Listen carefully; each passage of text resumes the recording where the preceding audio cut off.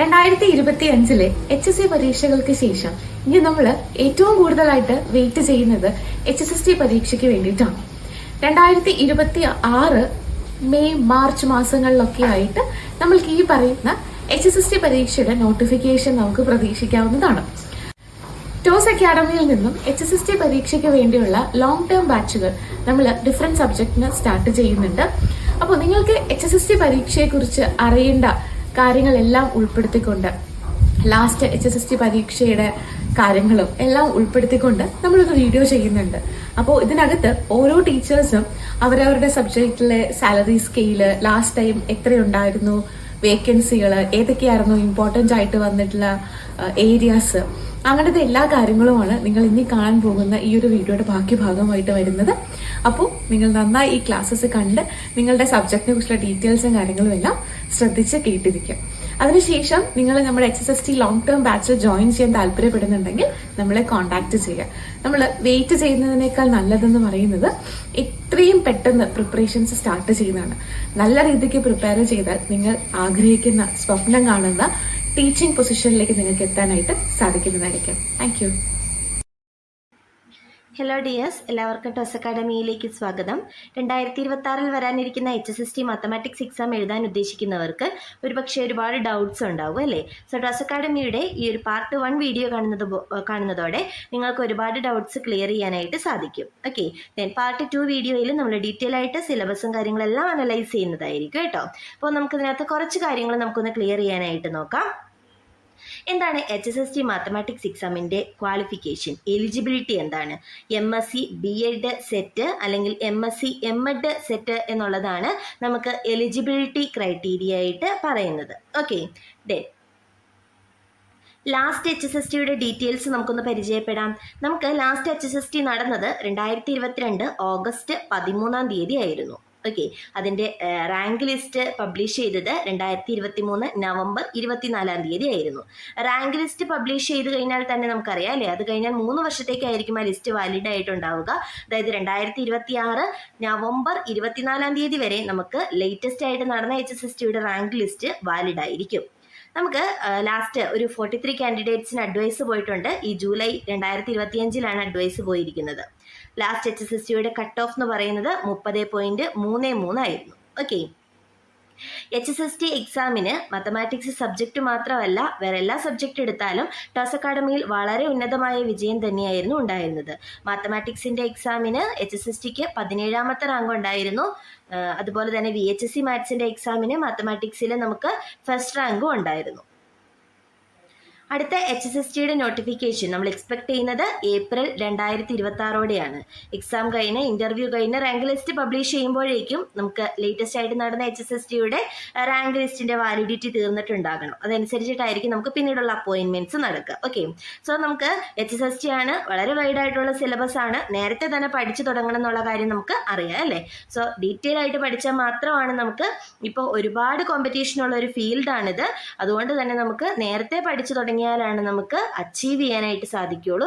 വളരെ ഈസി ആയിട്ടുള്ള ഒരു എക്സാം അല്ല നമുക്ക് HSSTയുടെ എക്സാം എന്ന് പറയുന്നത്. ഓക്കെ, എന്താണ് ഇതിന്റെ സാലറി സ്കെയില്? ചെറിയൊരു ജോലിയല്ല അല്ലേ. 45,000 മുതൽ 95,000 വരെയാണ് ഇതിന്റെ സാലറി സ്കെയിലായിട്ട് നിൽക്കുന്നത്.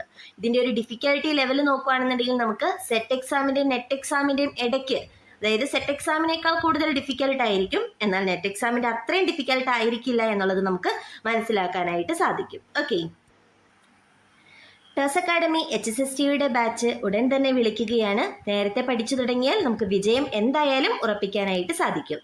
HSST മാത്തമാറ്റിക്സിന്റെ റാങ്ക് ലിസ്റ്റ് നിങ്ങൾക്ക് നോക്കിയാൽ കാണാൻ പറ്റും. നമുക്ക് ഇത്രത്തോളം സ്റ്റുഡൻസ് ഉണ്ടായിരുന്നു ലിസ്റ്റിൽ ഉണ്ടായിരുന്നത്.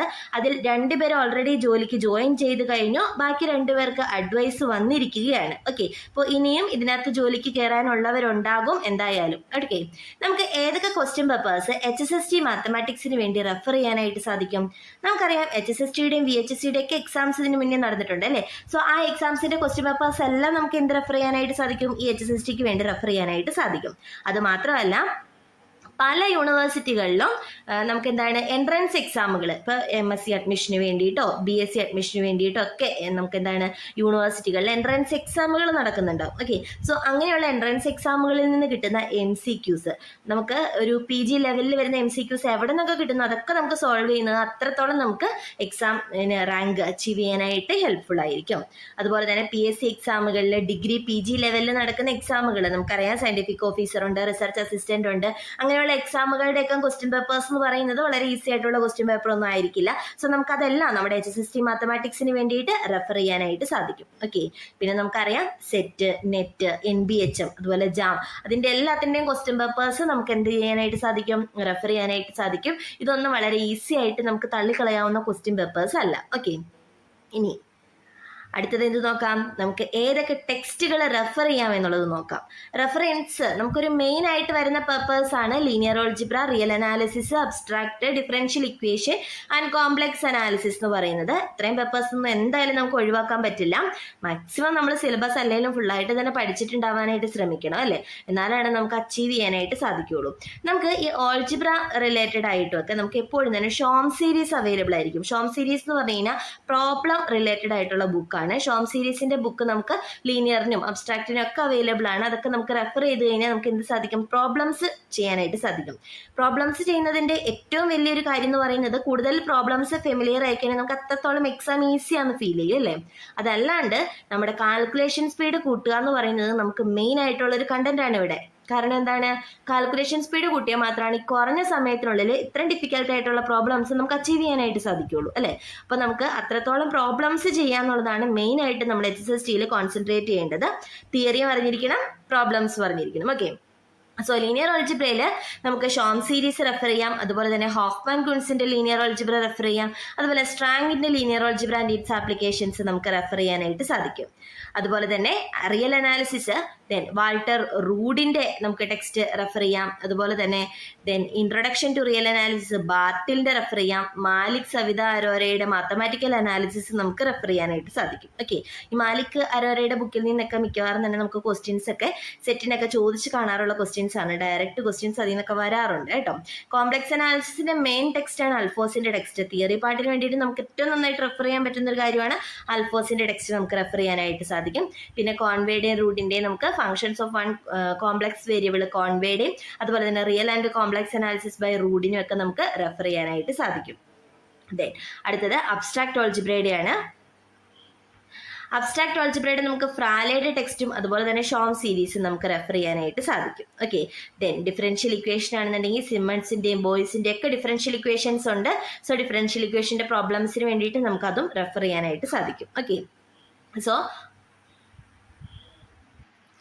നമുക്ക് ഡിഫറൻഷ്യൽ ഇക്വേഷനും ഏത് പേപ്പർ അവൈലബിൾ ആണ്, നമ്മുടെ ഷോം സീരീസ് അവൈലബിൾ ആണ് കേട്ടോ. പക്ഷേ ഷോം സീരീസ് എന്ന് പറയുന്നത് പ്രോബ്ലംസിന് വേണ്ടി ലീനിയർ, അബ്സ്ട്രാക്ട്, ഡിഫറൻഷ്യലിനൊക്കെ നിങ്ങൾക്ക് റെഫർ ചെയ്യാം. കൂടുതൽ പ്രോബ്ലംസ് നിങ്ങൾക്ക് അതിൽ നിന്ന് ചെയ്യാനായിട്ട് കിട്ടും. ഓക്കെ, സോ HSST മാത്തമാറ്റിക്സിന്റെ പഠനം നേരത്തെ തന്നെ തുടങ്ങുക, എന്നാൽ മാത്രമാണ് നല്ല റാങ്ക് അച്ചീവ് ചെയ്യാനായിട്ട് നിങ്ങൾക്ക് സാധിക്കുകയുള്ളൂ എന്ന് ഓർക്കുക. ദെൻ HSST മാത്തമാറ്റിക്സിനും VHSC മാത്തമാറ്റിക്സിനും വളരെ ഉന്നത വിജയമായിരുന്ന ടോസ് അക്കാഡമിയോടൊപ്പം പഠിക്കുവാനാണെന്നുണ്ടെങ്കിൽ നിങ്ങൾ ഉടനെ തയ്യാറെടുക്കുക. Okay, thank you.